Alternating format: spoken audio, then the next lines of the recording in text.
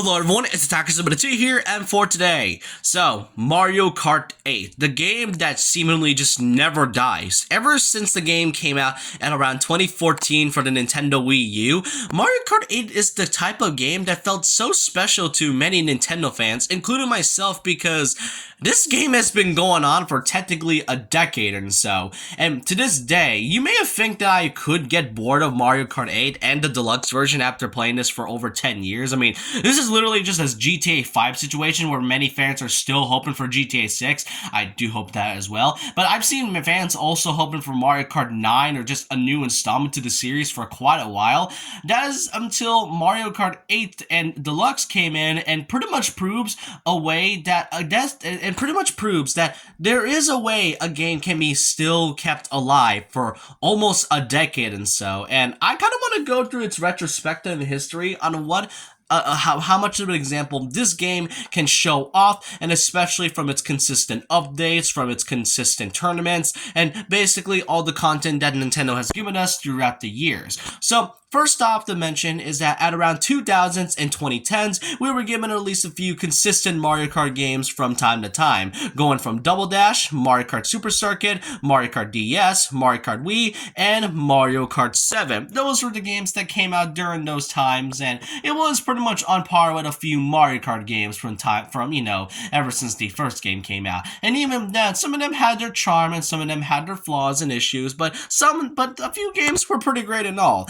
Until 2013, when Nintendo E3 came out. That is when we got our first look at Mario Kart 8 for the Nintendo Wii U. Now, keep in mind that the Wii U was the very first Nintendo console they've given where it's going to be full on HD, because Nintendo in the past, some of them, while they were nostalgic in terms of charm and games, they aren't visually good looking. I mean, they are if you pretty much squint and take a good look at it. But with the Wii U, this is their first take on a Mario Kart game and a few other games to go full on high definition. And then after about a year since its announcement, it would then be released at around May 29th of 2014. And what does Mario Kart 8 look like in general?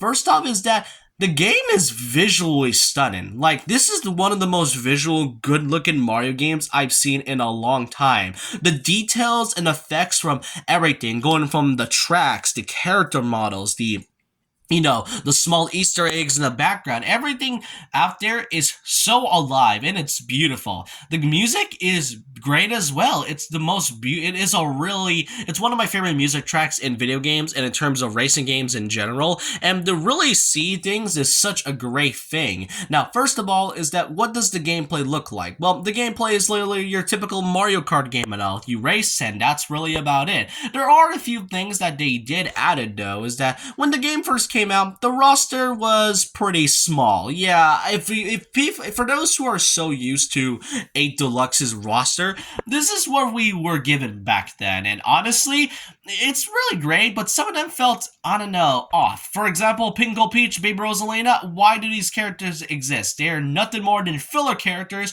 with Baby Rosalina pretty much contradicting and pretty much, omitting Rosalina's entire backstory in Galaxy. I know Mario lore isn't a thing, but we gotta at least keep things a bit accurate. Baby Daisy's already weird enough. Baby Rosalina, why does it exist? It's literally just the Baby Peach and Daisy models, except they just added some character, except they changed the models about it. Then Pinko Peach, what even is this character? And the only technical new characters we were given were the Koopalings, where this is their first time actually going full on 3D in anything, and especially their first time in a Mario Kart game. Don't get me wrong, they were seen in 3D before, examples being the Super Mario Bros. Wii game and Super Mario Bros.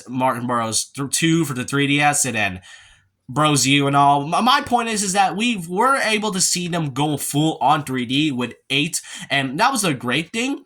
But at the time, those were like the only new characters that were free, like actual new characters rather than real filler. Not only that, we also did get the return of Waluigi eventually, since he was cut in Mario Kart 7 and all, but still, this was the roster we were given back then, so it was kind of lucky for us to really give us that. Then there was the tracks, and yeah, this is what every traditional Mario Kart game looks like. We got 8 total tracks, 4 of them coming from the new tracks, and 4 in the bottom being retro tracks.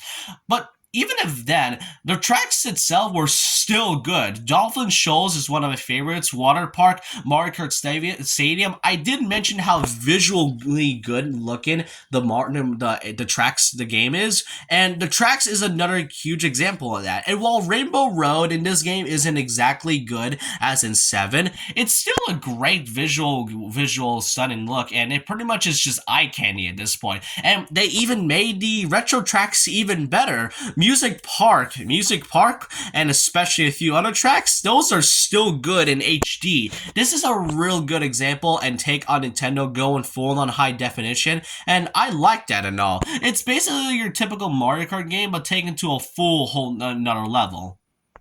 We were also given at least 4 new items, such as the Crazy 8, basically an updated version of the Crazy 7 from Mario Kart 7, the Boomerang Flower, which is a pretty good item, the Piranha Plant, which kinda is useless at first, but it kinda is really good once you get used to it, and last but not least, the Super Horn, which really is the first ever item to basically break the blue shell. However, what I really like about this game is not only is this your typical Mario Kart game, it also adds a sense of strategy and all. Mario Kart Wii's whole item system, it was so unbalanced and not fun at all, but Mario Kart 8 is the game that pretty much fixes the item balancing so well. Yeah, sure, you got some blue shells from time to time, but at least it's not as frequent as Wii. But with the Super Horn, you can either have a few options, and it adds a sense of strategy. You can either just have, your opponents go in front of you and then hit them with it. You can either hit it with the red shell or save it until the blue shell fully comes.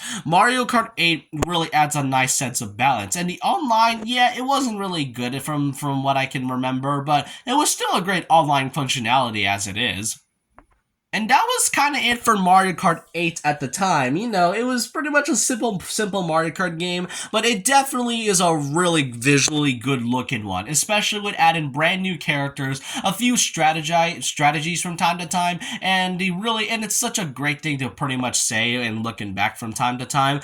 However, that's when at around 2015, they were pretty much given some DLC updates, which is something we have never thought we'd see in a Mario Kart game. DLC was becoming a huge trend in the gaming community. So DLC was eventually added to Mario Kart 8, and it was something else, to be fair. First of all, 200cc, a new type of mode that goes insanely fast, and this is by far the only time where pressing the A button and the B button really matters, because not only do you drift very more often, it also slows and kind of goes pretty, fast at the same time, since 200cc is a really, really fast one to say the least, and I really like this edition. While I am not a fan of it, I do appreciate them adding a new difficulty for that, that new sense of strategy. Then, they also added a whole collaboration with the car company Mercedes. That's right, Nintendo collaborated with Mercedes, a car company of all things.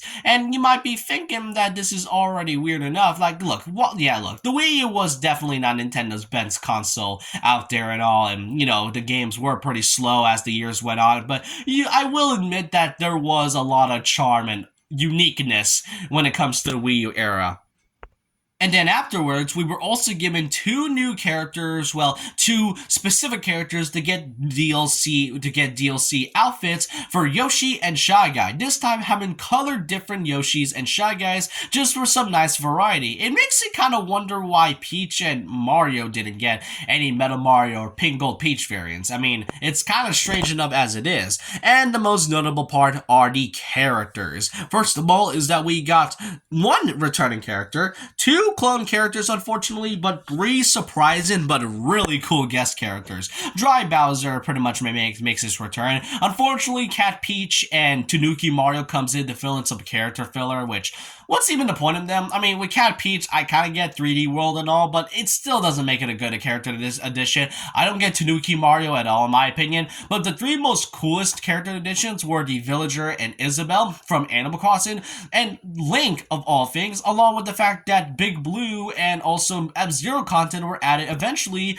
with the DLC tracks and part of the Kart system. Link being in this game was such a wild thing to see. I mean, yeah, Rob the Robot was in Mario Kart DS, and Pac-Man and Tamagotchi was in the arcade GP games, but the same link of all characters was definitely something else. Then there was the DLC tracks, and they made it even better. Ribbon Road from Super Circuit, it was a simple track, but now they made it such a great looking course in terms of its details from the background, the toys in there, and especially the music. Then there was also Wario's Gold Mine and even Big Blue. They definitely made such a great thing with the DLC and all, and really it kind of shows that Mario Kart 8 had such a great thing from the start, and then afterwards that was pretty much it. The only travesty I would consider to be a huge downgrade from past Mario Kart games was its battle mode. It was simply just the 8 courses from the Grand Prix, and that's about it. They aren't even battle courses, and the options were really limited with just balloon battle and coin battle,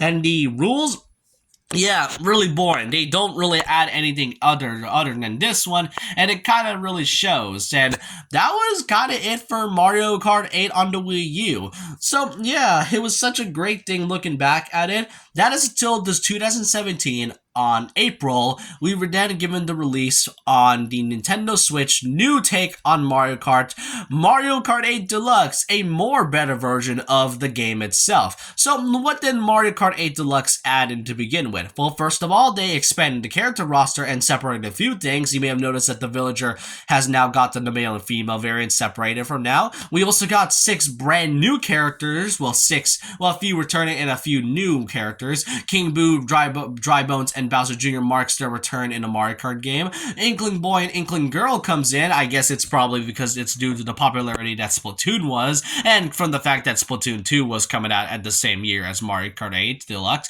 And last but not least, the addition of Gold Mario, which is pretty much which is the only unlockable character that you can get with the 200cc one. And unfortunately, I have not unlocked Gold Mario to this very day. I mean, I'm not going to play a whole difficulty just to get one character, and I don't think I ever will, but it adds a nice sense of challenge to getting Gold Mario in general.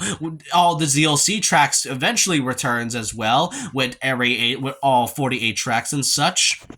Thankfully, they also fixed battle mode in general. It's now an actual battle mode with new rules, new options for battle mode, and basically everything else that a battle mode should be, so I'm thankful for that. And then afterwards, about a year later, we were only given about a couple new updates with the additions of Breath of the Wild Link, now adding the Champion's Tunic and the Master Cycle, and the Nintendo Labo collaboration with 8 Deluxe, which, does anyone even remember Nintendo Labo?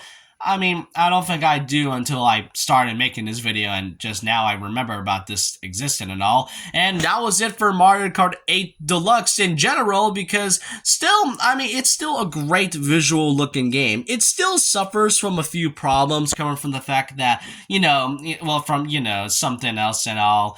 Basically, it still suffers the same issues from Mario Kart 8 used to, but still, it is a really good visual game as it is today, and I really liked it for what it is. Then February 2023 came out, 2022 to be exact, and that's when Nintendo Direct then announced brand new DLC content for 8 Deluxe of all things, with the Booster Course Pass, pretty much adding a total of 6 new waves coming in with a total of 48 tracks. They're making it a total in general 96 tracks in total. That's a whole game on top of another game itself. The thing we would play 96 tracks in total is something else, and most of them returns from past Mario Kart games, going from the Super Mario Kart game all the way to Mario Kart Tour. Yes, I know Tour is considered to be one. Most of the tracks here are added are from Tour to be exact, so that's just something to really be, anything else. But still, the only gripe I had about this DLC is that I kept mentioning that this game is really great in terms of details and visuals, but for some tracks I played, it's not exactly great. Like Toad Circuit and a few other tracks, and let's see, New York Minute, Toad Circuit, and especially some of the Super Circuit tracks, they aren't visually good looking. Like some of them are a little bit polygonic, and some of them aren't really great. Like it makes me think that Nintendo kind of just gave up on the textures. However, I am glad that they did add it some as time goes on.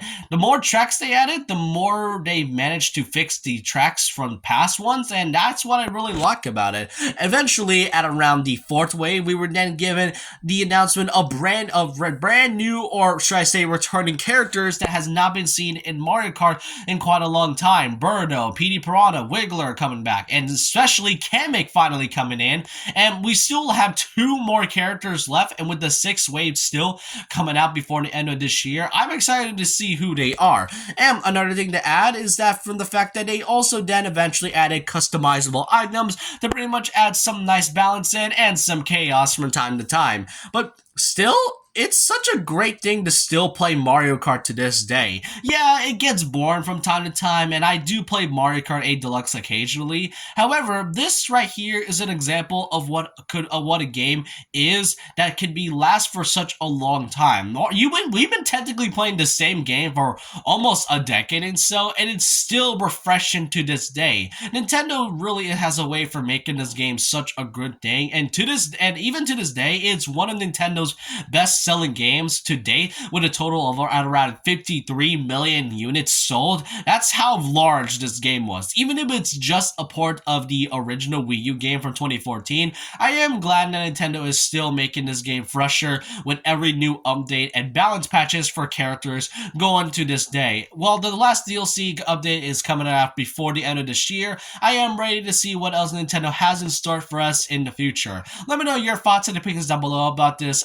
Really, what do you all think of Mario Kart 8 to this day after almost 10 years? Do you think this game is still refreshing? And do you think it's still fun? I personally think it is. I do get bored, like I said, but it's nice to play this from here and there. But with that, leave a like, comment, subscribe, hit the notification bell for more videos, follow me on Twitter, and I'll see you guys next time. And remember this, once a legend, always a legend.